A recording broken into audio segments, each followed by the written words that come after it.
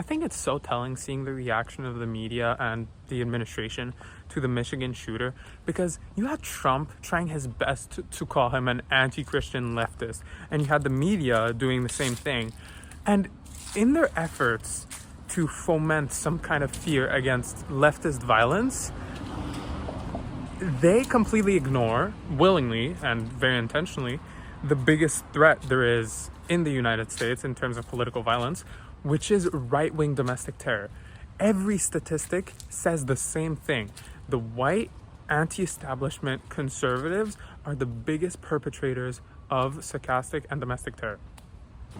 If there's a group out there on college campuses which is definitely at risk, it's not the pro-Israel voices, it's the pro-Palestinian ones, and by far. I mean, on the pro-Israel sides, you have actual institutions and groups who actively try to dox and, try to incite violence against pro-Palestinian students. Like, you have Beitar, for example, which actively doxes students or professors for voicing their support of the Palestinian civilians. Or you have actual lists of students and professors who engage in BDS or who support Palestine. I mean, the Canary Mission masquerades itself as an institution against anti-Semitism, but all it does, it compiles pro-Palestinian advocates and puts them out there on a list for everyone to see in a clear effort to make it dangerous to advocate for the plight of the Palestinian people. Not to be that guy, but it genuinely infuriates me. It's so annoying when you see someone or you hear someone say, "Oh, I'm not political. I have no opinion on this." What do you mean you don't have an opinion on this and you're not political? You're living through a live-streamed genocide. It's impossible not to see what's happening to the people of Gaza. If you don't have an opinion on this, it's a lack of empathy. Like, you don't need to be educated in any way. The horrors that you've seen are unprecedented in the 20th century and in the 21st century. And if you don't do it for the Palestinians, at least speak up for yourself. Like, one of my favorite quotes is, "One day everyone will have been against this."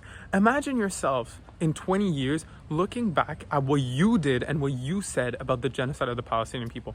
It's the same concept of, now it's impossible to think that you would have been for what South Africa was doing in their apartheid. It's impossible to think that you would have been for what Germany did in World War II.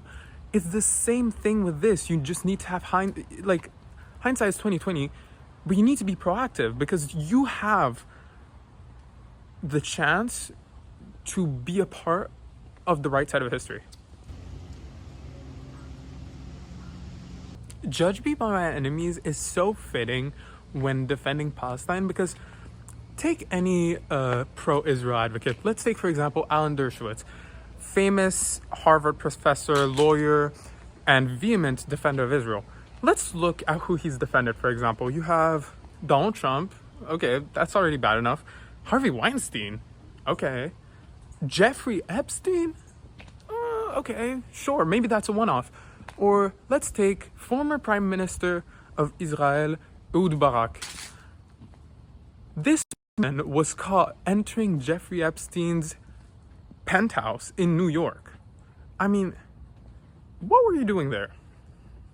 Okay, but you can maybe argue that these are, individuals. You can't extrapolate that to Israel as a whole. Then explain to me why every American PDF file ends up on a flight to Tel Aviv the next day when they get caught.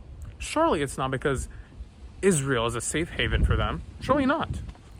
Zohran Mamdani is the living example that progressive policies not only work, but are the future of the Democratic Party. Like, his base and his grassroots movement was so powerful that he made Eric Adams drop out of the race because the establishment was so scared of Mamdani getting elected that they need Eric Adams voters to get shilled over to Andrew Cuomo. I mean, if that's not proof, I don't know what is.